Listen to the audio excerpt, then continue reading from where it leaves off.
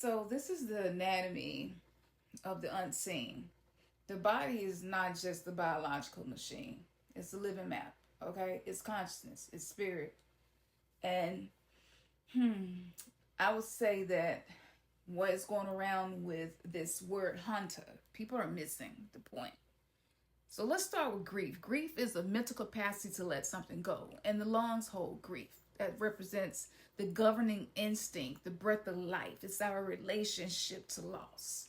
Now, the kidneys are the willpower connected to water. G, which is connected to your determination. So kidneys store the essence we inherit from our ancestors. That's the primal vitality that fuels our spiritual purpose. It's the reason why it's a lot of dialysis centers in black neighborhoods. But let me stick with this for a moment. All right. So in black neighborhoods, our ability to move forward from things is difficult. There is a fragility. Okay. There is a grief and a stagnation of energy within our community of people. You can see it with disease and everything. And this does impact reality. It does impact timeline. So when I first heard the word hantavirus, I was like, that's not an ordinary thing. That feels like some type of elemental curse to me. And it attacks the respiratory system, which is air, okay? And the kidneys, which is water. And so these two organs, you can't separate the two in their function, and both have a masculine and a feminine, a left and a right. So Hanta, so many people have talked about this, but I hadn't heard anybody else mention this. In Chinese, the sound Han is a character that represents drought. It's for arid land. When the living water is cut off from its source. See, water represents the emotions, the subconscious. This is the flow of life. Air represents the creative mind, the spirit, the breath of life itself. The demiurge, they attack elements because they use them for energy.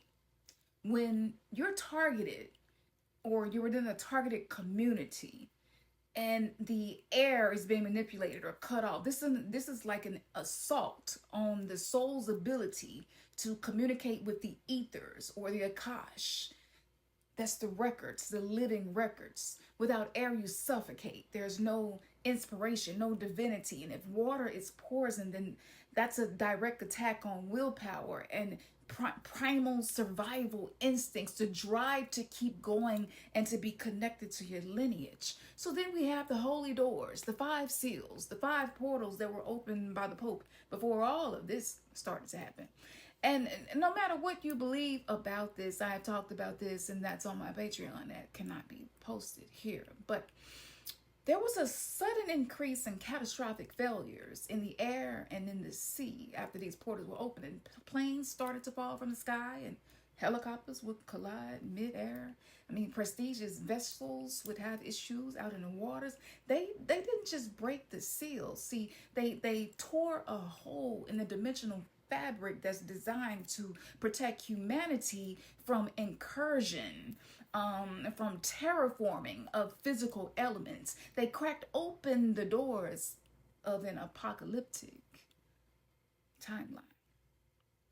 Now there's the architecture of Aquarius. Okay, let's talk about that because the stars play a role in this. Okay, so it's not just about love and peace. It's a fixed air sign. It's represented by the water bearer. You see both coming together, right? Living water onto land. So the entity of Aquarius, it bridges the two elements, okay? But when they're under siege, that's the air of the mind carrying the water of consciousness. We are made up of the earth. So when the false light of the demiurge system shuts down the airlines, it's not just an economic decision. This is a ritual, and it seals off the global channels for life force, chi, prana, kundalini energy of the masses. And so the air element is tied to your intelligence and travel and freedom, and that's shut down as well. So in esoteric weaponization, Delta, we have Delta and Spirit, and both of them were in the news a lot. And for those who understand the game is in the name, it's in the words, it's in the etymology, it's in the essence of the energy of these things. Spirit, airline, what happened? It collapsed. It died. Its budget died. Its soul died. It was bought and sold back to the material world. Then Delta steps in. And, Delta has a ruling symbol that refers actually to the Mississippi Delta of the South. This is the very soil that is soaked with the blood and the sweat of the enslaved ancestors. The triangle is the alchemical symbol. All right. And it represents the 4 classical elements. The glyph for the planet Earth as well. It is the enslaved body and the soul of the land. See, the Delta, this represented an entity, a egregor, wanting to take up space. The god of the Delta is Mercury, the winged messenger. Mercury is a trickster. It's the god of commerce. It's the god of the crossroads and the conductor of souls to the underworld. But what do they feed you? Is it water? Is it food? Is it fuel? Planes need these things and navigate these elements. And then I thought about Delta as in brainwave. That's the deepest state of consciousness. That's the frequency of deep sleep and the spiritual trance, but also it's the frequency of being more hypnotically open to suggestion. That's the ultimate goal. See, the ground, earth, humanity, awakening versus low frequencies. Delta, that's a dream state where passengers are herded like cattle. They're spiritual sustenance for something that is non-physical. You are a biological Stargate. And within you now, there's a capacity for you to do things that maybe you have yet to experience. See, the human body is a portal, and kidneys and lungs is the part of the operating system of our sovereignty. The kidneys, water. It's a connection to the astral dimension, the human vehicle. It's the carrier of higher emotional intelligence, water.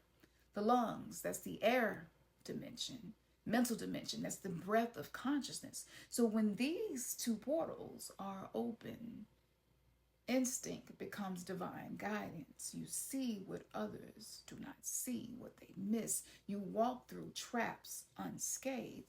But when they attack your kidneys through the environmental pollution, through fear, anxiety, poison bloodlines, and they attack the lungs through manufactured grief, broken communities, bonds, false prophecies of hellfire and doom, the Stargate is no longer grounded. The trap is to catch souls using a lower vibration to keep us reincarnating in a lower state. Hantavirus is not just a disease. It's more like a glitch in the machine, a curse, a drought of the land, of our willpower, unleashed onto people who hold a specific genetic memory of willpower itself within the cellular structure. And this is feared. This is something that will either create a new reality or keep us on the timeline that we have been shifted to. As planes fall and these things happen and ships are having issues in the water, it's one thing that we all have to decide. Which side of history, herstory, will we be on?